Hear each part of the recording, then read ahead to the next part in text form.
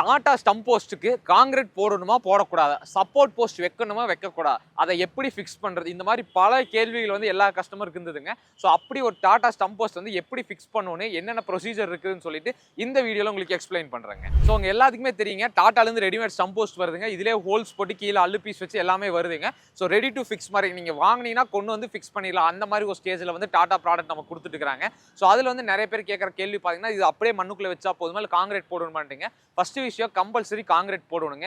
ஏன்னா இது வந்து கிட்டத்தட்ட ஒரு ஆங்கிள் கான்செப்ட் தாங்க. ஸோ நீங்கள் ஆங்கிளோ பைப் வாங்கினா எப்படி காங்கிரீட் போட்டு ஃபிக்ஸ் பண்ணீங்களோ அதே மாதிரி கம்பல்சரி வந்து 1.5 அடிக்கு மினிமம் வந்து காங்கிரீட் போட்டே ஆகணுங்க. ரெண்டாவது கேள்வி வந்துட்டு, இதுக்கு வந்து சப்போர்ட் போஸ்ட் கொடுக்குமா, நம்ம கல்லுக்கால போடுற மாதிரி 8வது கல்லுக்கு வந்து ஒரு சப்போர்ட் கொடுக்குறோமே, அப்போ இதுக்கு சப்போர்ட் போடணுமா வேண்டியதில்லை, கீழே காங்கிரீட் போடுறதுன்னு சொல்லி டவுட் வருதுங்க.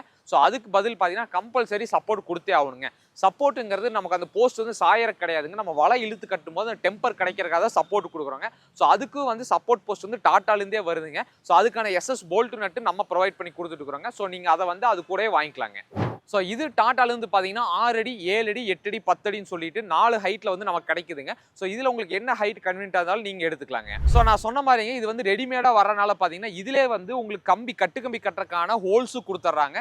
கீழே காங்கிரீட் போடக்கூடிய அல்லு பீஸ், அதாவது வந்து சப்போர்ட் கொடுக்கக்கூடிய அல்லு பீஸும் கொடுத்துட்றாங்க. ஸோ அதனால் இது நீங்கள் வாங்கிட்டு போய் ஃபிக்ஸ் பண்ணுற வேலை மட்டும் பண்ணிங்கன்னா போதுங்க. ரொம்பவே ரெடி டு ஃபிக்ஸாக இருக்குங்க.